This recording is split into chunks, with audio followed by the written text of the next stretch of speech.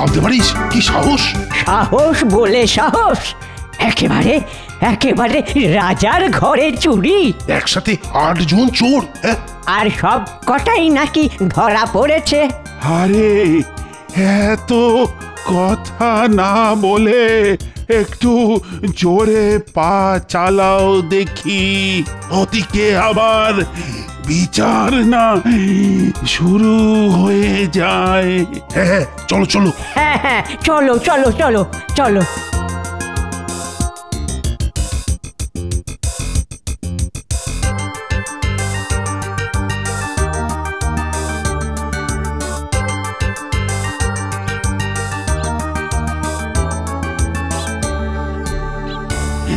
আচ্ছা, ওই বিচার কি শুরু হয়ে গেছে? না না, এখনো শুরু হয়নি, তবে এইবার হবে। এইমাত্র ওই নগর কোটাল 8 চোরকে কোমরে দড়ি বেঁধে ভেতরে নিয়ে গেলেন। হ্যাঁ তাহলে আর দেরি করা কেন? চলো চলো, ভেতরে চলো।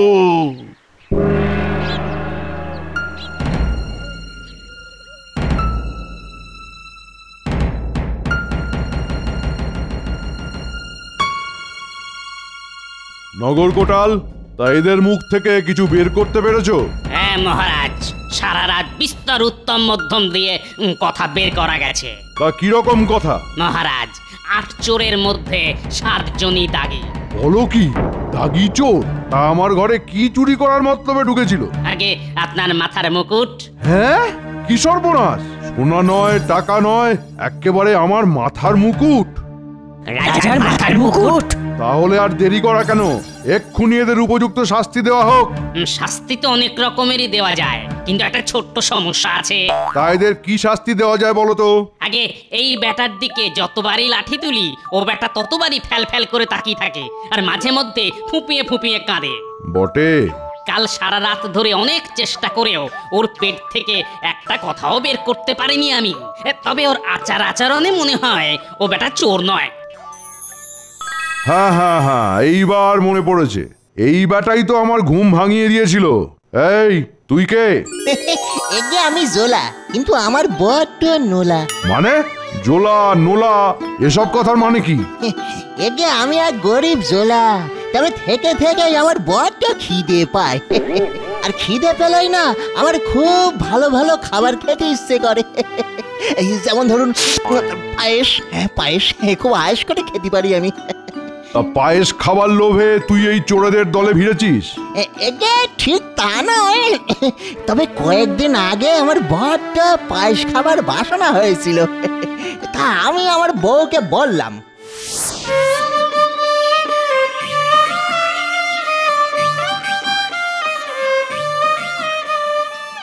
এগা বউ, আজ কি রান্না করিস বউ? ভাত, ডাল আর আলু সেদ্ধ। এ বাবা, মাত্র এই সব?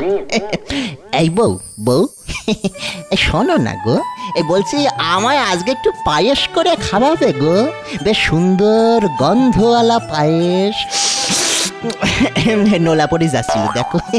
না না, চাল, দুধ, গুড় সব আমি নিয়ে আসবো, তোমার কিছু চিন্তা করতে হবে না বউ। তা না হয় আনবি, কিন্তু ঘরে তো জ্বালানির কাঠ নেই। কাঠ নিয়ে তুমি চিন্তা করো না, আমি এক্ষুনি জঙ্গল থেকে কাঠ কেটে নিয়ে আসতেছি।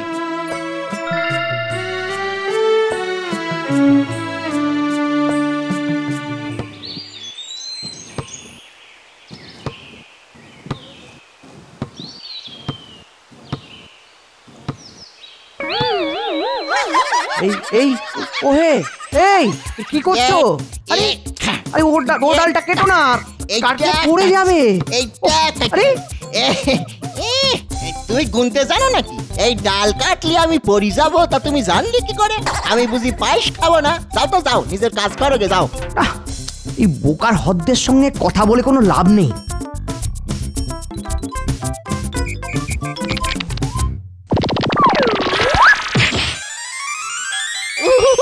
বাবা রে বাবা রে বাবা, কি জোরে লাগলো গো! কিন্তু আমি যে পড়ে যাব তাও জানলা কি করে? ও তাহলে কোনো সাধারণ মানুষ না, ও নিশ্চয়ই কোনো কেউ কেটা হবে। প্রভু প্রভু গো,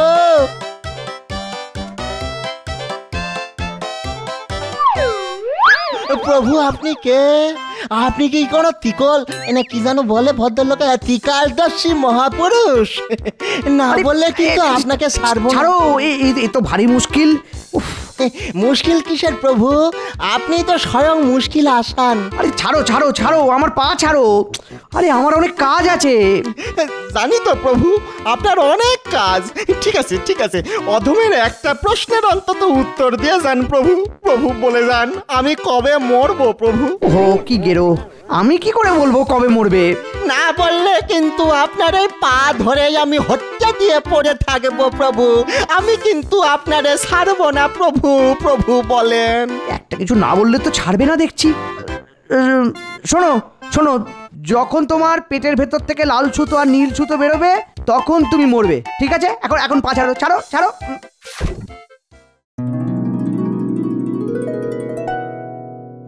বাবারে বাবারে বাবা, কি মজা কি মজা কি মজা। প্রভু আমারে বলে গেছেন আমি কবে মরবো।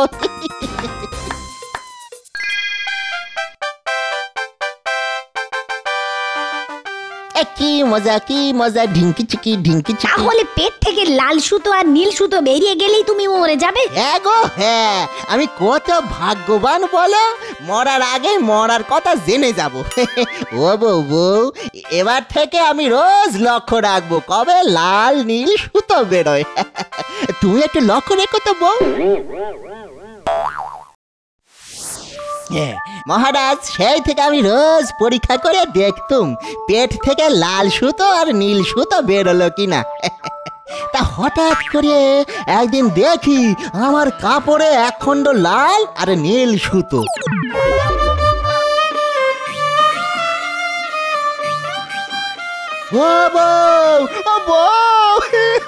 কোথা গেলি বউ? শিগগিরই এসে দেখে যাও, আমার পেট থেকে লাল আর নীল সুতো বেড়েছে। তার মানে আমি মরে গিয়েছি গো। দেখো দেখো, এই দেখো। তাহলে তুমি মরে গেছো? না না না, তাহলে আর দাঁড়িয়ে থেকো না। মরা মানুষের দাঁড়িয়ে থাকা ভালো দেখায় না। তুমি বরং শুকিয়ে পড়ো। তোমার গায়ে কাপড় চাপা দিয়ে আমি একটা মরা কান্না কাঁদতে বসি।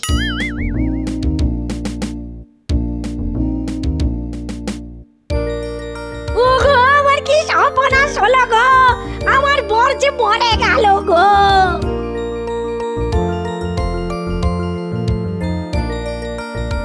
ও মা, কখন মরলো গো? এই তো বেশ হেসে খেলে বেড়াচ্ছিল। তবে মরেই যখন গেছে তখন তো আর বেশিক্ষণ ফেলে রাখা চলে না। চলো চলো, শ্মশানে গিয়ে পুড়িয়ে দিয়ে আসি। ও মা, তাইলে তো পুড়ে যাবো, বড্ড জ্বালা করবে। না না, আমি ওতে রাজি নই। তাহলে এক কাজ করা যাক, ওকে মাটিতে গড় দেয়া হোক, তাহলে আর গা জ্বালা করবে না। ওমা, দম আটকে যাবে যে, দম আটকে যাবে গো। আচ্ছা, তাহলে কি করা যায়? আচ্ছা, এক কাজ করলে কেমন হয়, ওকে গোড় দিয়ে ওর মুখটা যদি বাইরে বের করে রাখা যায় তাহলে তো দম আটকে যাবার ভয় থাকবে না, তাই না? এ ব্যবস্থায় আমি রাজি আছি। তবে ও বউ, খিদে পেলে আমার মরা মুখে চারটি ভাত গুঁজে দিও বউ।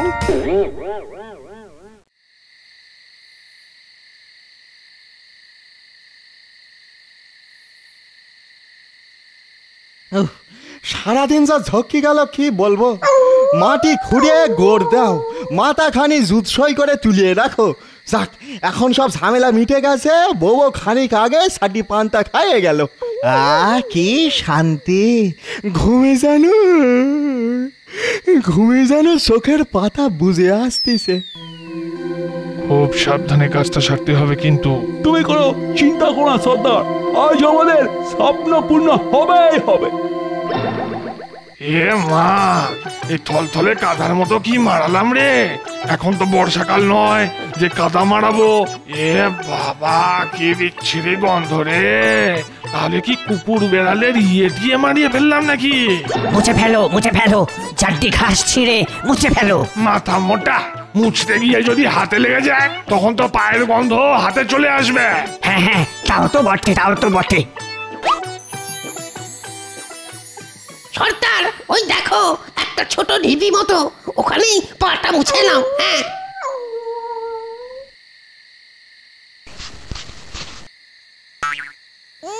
কি পচা গন্ধ রে। এই এই এই তো তোমার কি শখ নাই নাকি পচা গন্ধ মাখা পা আমার মুখে মুছছা? এই তুই কে রে? আমি জোলা, তুই কে রে শালার পোলা? আর খুব নোলা। মরে গেছি বলে আমাকে এখানে গোড় দিয়ে গেছে, আর দম যাতে বন্ধ না হয় তার জন্য মুখখান শুধু মাটির উপরে টুকুস করে তুলে ধরেছে। আরে ওটা কোথাকার মুখ রে? ওরে তুই তো পুরোপুরি জ্যান্ত। না না, তোমরা ভুল করতেছো, আমি মরেই গেছি। আমি বাড়ি যাব কোন মুখে? গেলি যদি সকালে ভূত ভাবে। হ্যাঁ, তুই তাহলে আমাদের সঙ্গে চল, এই বোকাটাকে দিয়েই কাজ উদ্ধার করতে হবে। খেতে দেবে তো? পায়েস?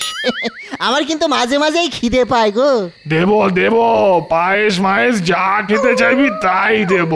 তুই শুধু মুখটা ভালো করে জল দিয়ে ধুয়ে আমাদের সঙ্গে চল, বড্ড বিশ্রী গন্ধ ছাড়ছে তোর মুখ থেকে। শোন, এই শীত গলে তুই ঘরের মধ্যে ঢুকে রাজার মুকুটটা নিয়ে চলে আসবি, আর আনতে পারলেই বাটি ভর্তি পায়েস। ঠিক আছে ঠিক আছে।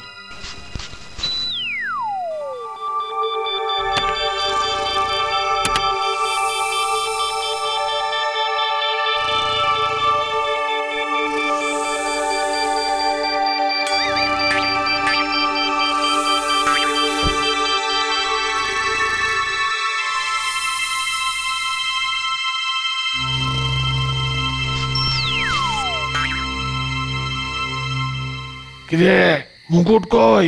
কি করে আনবো? ওই ঘরের ভিতরে যে একটা ঘর আছে তার দরজা নেই। ওরে বোকার ডিম, ওটা ঘর নয়, মশারি।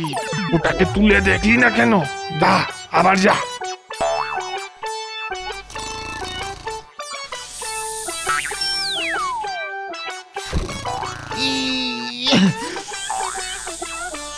ওরে বাবা রে বাবা, কি ভারী। হ্যাঁ, না না না না না, একে তোলা আমার কম নয়।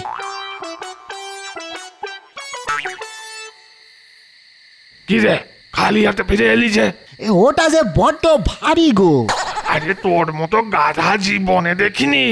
তুই বুঝি পালঙ্ক শুদ্ধ তুলতে গিয়েছিলি? ওরে মাথা মোটা, শুধু ওর কাপড়টা ধরে টানতে হয়। যা, আবার যা, এবার যেন আর কোনো ভুল না হয়।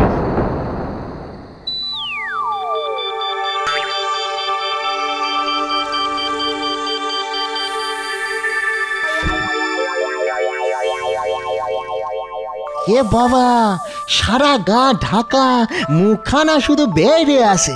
হ্যাঁ, তাহলে কি একেও আমার মতো গোড় দেওয়া হয়েছে নাকি? আচ্ছা আচ্ছা, মরার কালে এরও কি লাল সুতো আর নীল সুতো বেরোয়ছিল? না, ডেকে একবার জানতে হচ্ছে। ও কাকু, কাকু মরলে নাকি গো? আচ্ছা কাকু, আপনারও কি লাল সুতো আর নীল সুতো বেরোয়ছিল? চোর চোর চোর চোর!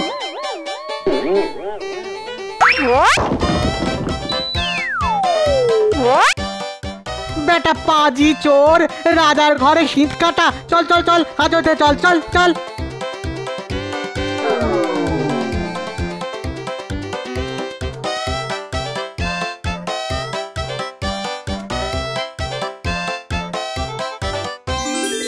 কিন্তু এই সরল বোকাটার জন্যই আমার মুকুট রক্ষা পেয়েছে। চোরেরা কঠিন শাস্তি পাবে আর জোলা পাবে মুক্তি। বলো জোলা, কি চাও? বড্ড খিদে পেয়েছে গো, পায়েস খেতে চাই। পায়েস দাও না, মরা মুখে পায়েস গুজে দাও। তাই পাবে। পেট ভরে পায়েস খেয়ে এক হাঁড়ি পায়েস বাড়ি নিয়ে যাবে তোমার বউয়ের জন্য। কিন্তু পথে যেতে যেতে ওর থেকে খানিকটা যদি খেয়ে ফেলি। আসলে আমি যে জোলা, আমার বড্ড নোলা। শোনো বন্ধুরা, একটা গল্প বলি। গল্পটা খুব একটা বড় নয়, আবার ছোট নয়। এক রাজ্যে ছিল এক দৈত্য। কথাটা মিথ্যে নয়, একদম সত্যি। আর সেই দৈত্যের ছিল এক মস্ত বড় বাগান। ফুলে ফলে ভরা ছিল এখান থেকে সেখান। তা সেই দৈত্যটা জানে গেল কোন মুলুকে। দিন কাটে, মাস কাটে, সে আর ফেরে না সেই বাগানে। তারপর বাগানে তখন পালা করে বিকেলবেলা বাচ্চারা আপন মনে খেলতো, দল বেঁধে সকলে হই হই করে।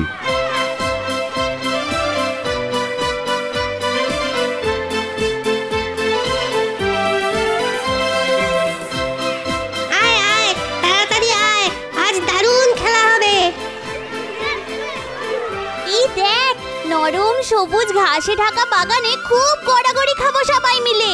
আরে দেখ দেখ, এখানে সেখানে কেমন তারার মতো সুন্দর ফুল ফুটে আছে। শুধু কি ফুল, দেখ দেখ গাছে গাছে কত ফল। হ্যাঁ হ্যাঁ, কি সুস্বাদুই না হবে ওগুলো বল। ব্যাস, তোদের শুধু খাই খাই। ঠিক বলেছিস, খাওয়া ছাড়া যেন আর কিচ্ছু জানে না। তোরা খেয়াল করেছিস পাখিরা ডালে বসে কি মিষ্টি গান গাইছে?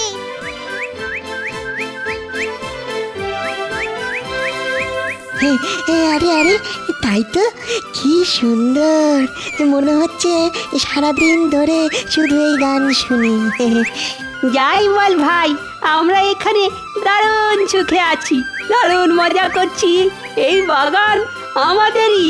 ঠিক বলেছিস, ঠিক বলেছিস, কি মজা, কি মজা, দারুণ মজা। তারপর হঠাৎ একদিন কোত্থেকে না জানি ফিরে এলো সেই দৈত্য।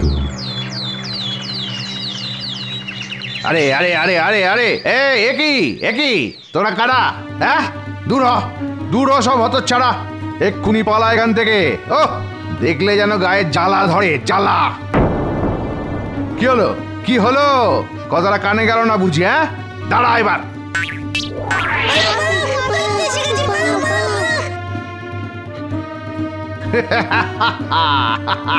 এই কথা তো সবার জানা যে এই বাগানে ঢুকতে মানা।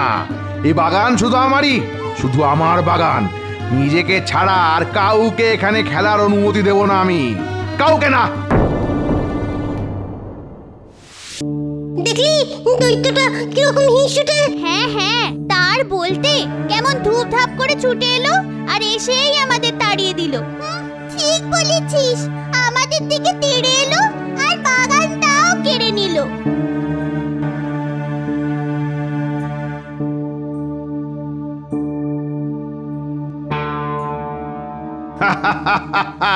এটা আমার বাগান, আমার সব ফুল সব পাখি শুধুই আমার।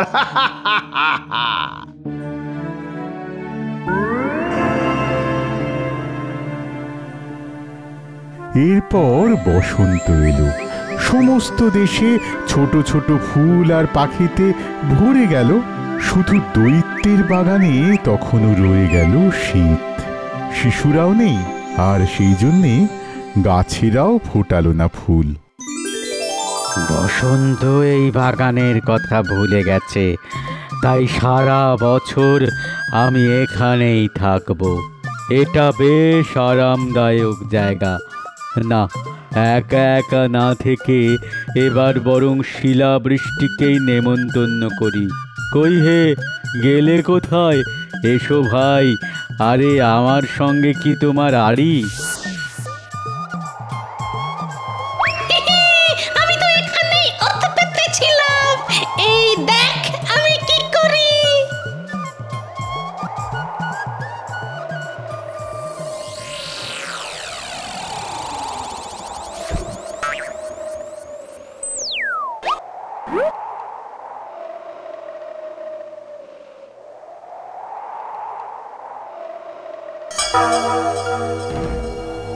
আমি বুঝতে পারছি না এবারে বসন্ত আসতে এত দেরি করছে কেন।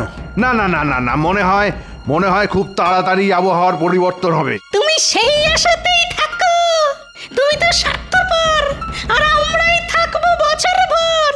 আমরাই নাচবো, আমরাই গাইবো, তাই রে নাই রে না, তাই রে নাই রে না, তাই রে নাই রে না। তবে শরৎ তো প্রতিটা বাগানে সোনালী ফসল ভরিয়ে দিল, কিন্তু আমার বাগানে তো কিছুই দিল না। কেন এমন হলো, কেন?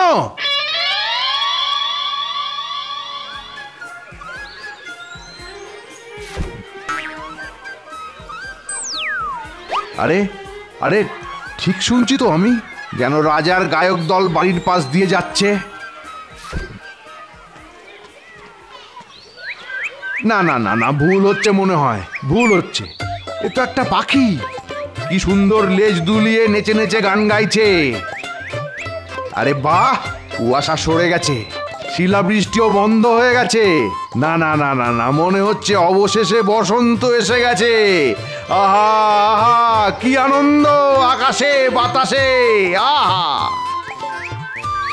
বাচ্চারা হামাগুড়ি দিয়ে পাঁচিলের একটা গর্ত দিয়ে ঢুকছে। ডালে ডালে বাচ্চারা বসে আছে, তাই বুঝি গাছগুলো এত আনন্দ পেয়েছে, সব ফুলে ঢেকে গেছে। পাখিরা কিচিরমিচির করছে। আহা, আরে আরে, কি অদ্ভুত ব্যাপারটা হচ্ছে কি? ও গাছ, আমাকে তুলে নাও না তোমার কোলে। উঠে পড়ো, উঠে পড়ো ছোট্ট ছেলে। দেখো দেখো, আমি তোমার জন্য কত নিচে এসেছি নেমে। আমি তো পারছি না যে। কিন্তু তুমি না উঠলে যে আমি এমনই থাকবো, বরফ চাপা পড়ে। ওরে ওরে, পালা রে, দৈত্যটা আবার তেড়ে আসছে মনে হয়। পালা পালা। আমার মনে হয় আমাদের এক্ষুনি তাড়িয়ে দেবে। চল চল চল, আমরা চল পালাই।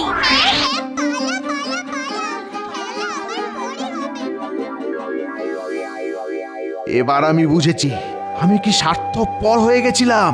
কেন বসন্ত এখানে আসেনি এতদিন।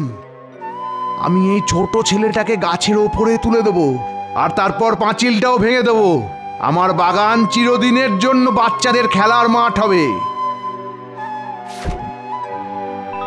তুমি খুব ভালো, আমাকে কি সুন্দর গাছে তুলে নিলে।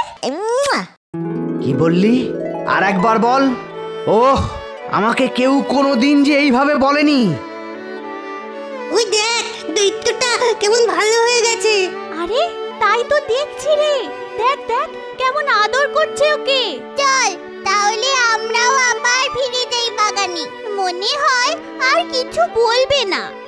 বাচ্চারা চলে এসো সবাই, এই বাগান এখন তোমাদেরই।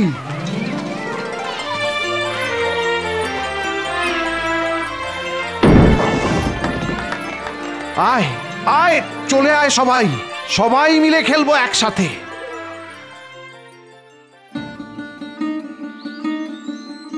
এসো না, খেলো না আমাদের সঙ্গে। বেশ বেশ বেশ, খেলবো না হয় খেলবো, কিন্তু তোদের সেই ছোট্ট বন্ধুটা কোথায় গেল বলতো? কোন ছেলেটাকে খুঁজছো বলো তো? আরে আরে, সেই ছেলেটা যাকে আমি গাছের ওপর তুলে দিয়েছিলাম, যে আমাকে খুব ভালোবেসেছিল। আমরা জানি না, সে চলে গেছে কোথাও। না না না, তাকে আমার চাই, তাকে আমার চাই। তোরা যা তাকে খুঁজে নিয়ে আয়। ছেলেটা কোথায় থাকে আমরা তো জানি না, আগে কোনোদিনও তাকে দেখিনি সত্যি। কিন্তু ওকে দেখতে যে কত ইচ্ছে করছে আমার।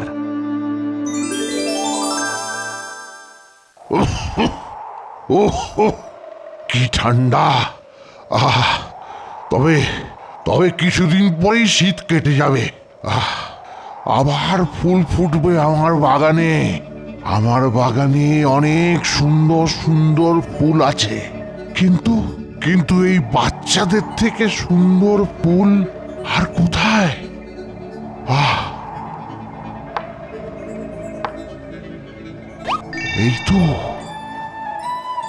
এই তো আমার বাগানের সব থেকে সুন্দর ফুলটা আবার ফুটেছে। আয় আয়, তোকেই তো খুঁজছিলাম কত। আয় আয় আমার কাছে। বলো তুমি কে?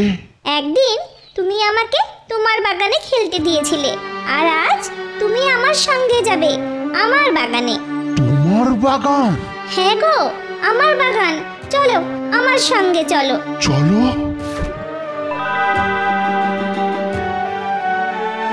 পরের দিন সকালে বাচ্চারা এসে দেখে ওই গাছের নিচে শুয়ে আছে সেই দৈত্য।